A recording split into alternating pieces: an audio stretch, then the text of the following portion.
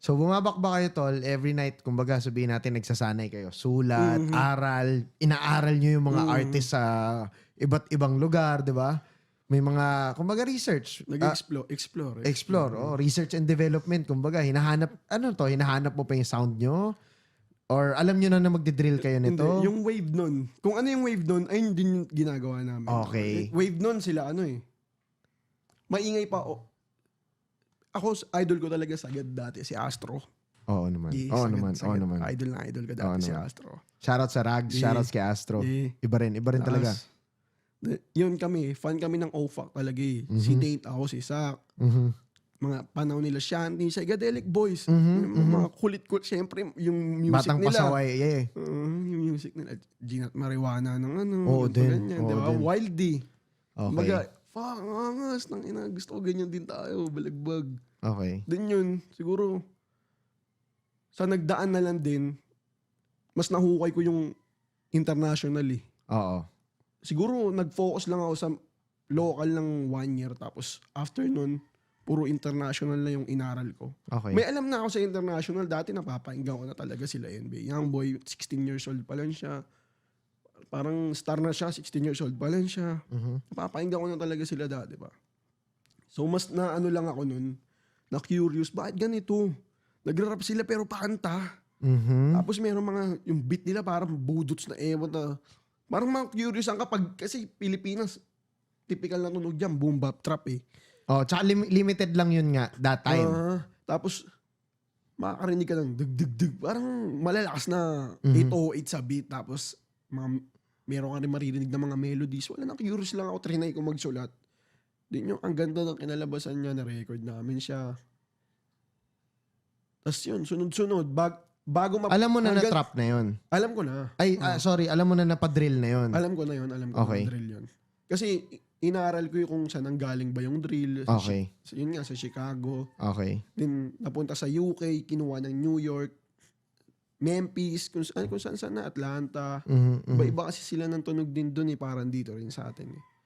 Then yun, naaral ko siya. Gasa na, dumating sa We Outside Really na unang hit ng team namin, ng Gang. Parang, trip lang yung hook nun eh. Yung sulat nga ako. Naging bole, bitch mo, ole lang ako.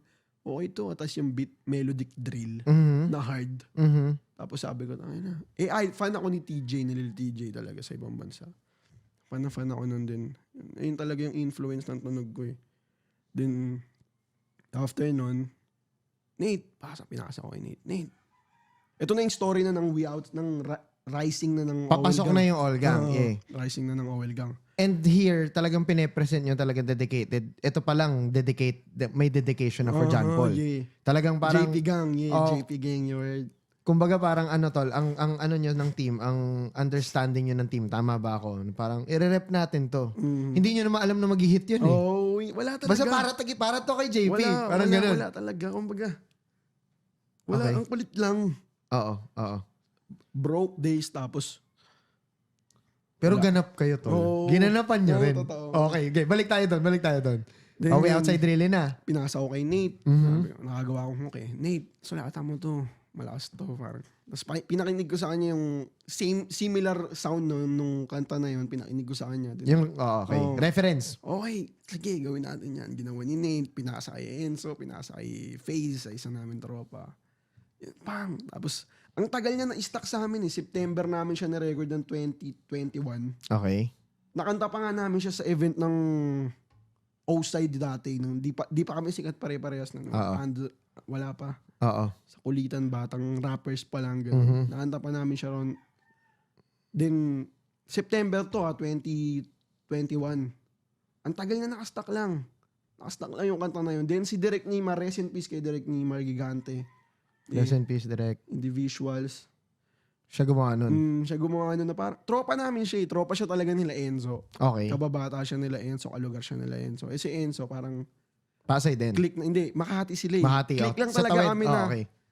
Sa Twitter lang parang nagkulit na, uy, rapper ka pala, ulab tayo, ganun. Kulitan lang. Tapos, Organic lang talaga.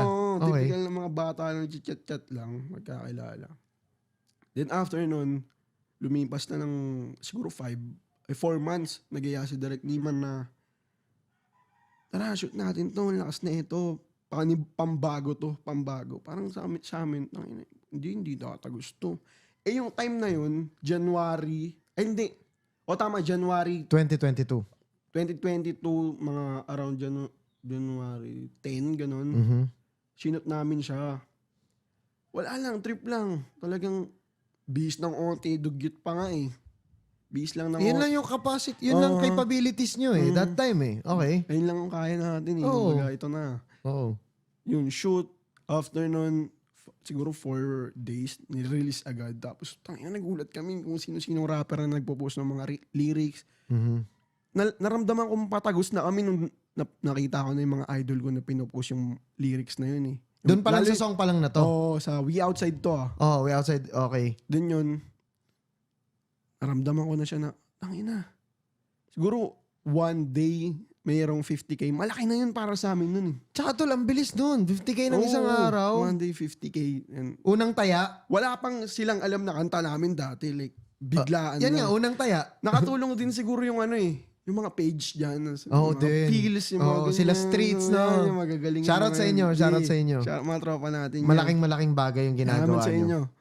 Then yun, Proper crediting lang, di ba? Yun lang naman din talaga sa lahat eh. Pero do it yan kasi malaking bagay yun. And then, ayun, pag-release, magkasama kami ni Zach, ako si Nate, tas si T-Baby, yung isang homie sa Okay. S-Block na. Sa Etiba kami na, nakatira pa ako sa Etiba na. Magkakasama kami, tas tingin namin, night after ma-release, tangina, siguro mga 20K na, lang gago. Tas kinabukasan, nagpo-post na sila Maxi. Yan, syempre sila yung mga nasa... sila yung nasa surface na. Nasa peak sila nun eh. Oo. Yan sila Gra, sila Lexus. Basta sinong Pumake mga up. idols dati na tangina, pinupost na nila, gago. Tagos tayo. Nagawa natin. Kasi yung time rin na yung kaya Dog, walang nagre-release. Walang si Y Binit lang. Okay. Si Y Binit ang masipag nun eh. Panahon na yun eh. Oo. Si Y Binit, iba rin yung sipag niya ng... Kasabay talaga namin nag-rise si Y Binit eh. Oo. Nauna lang siya ng onte eh. Oo. Dun yun, So walang nagre-release. masyado. Oo. Tsaka ito ba yung ito ba yung panahon na correct me if I'm wrong, medyo may Delta variant.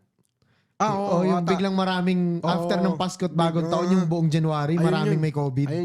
Ayun yun. Kapanahon na, walang naglalabas talaga. Okay. Walang naglalabas. As Tama, in. yun Yun, Ayun okay. yun. Walang naglalabas. Kumbaga parang tsumamba lang. Ewan ko kung tsamba ba o pinagpala lang din talaga kami. Na. Siguro pinagpala tayo kasi mabait din naman tayo kahit paano eh. Pero yun nga, Gumana. gumana siya. Okay. Ano yung sumunod na nangyari?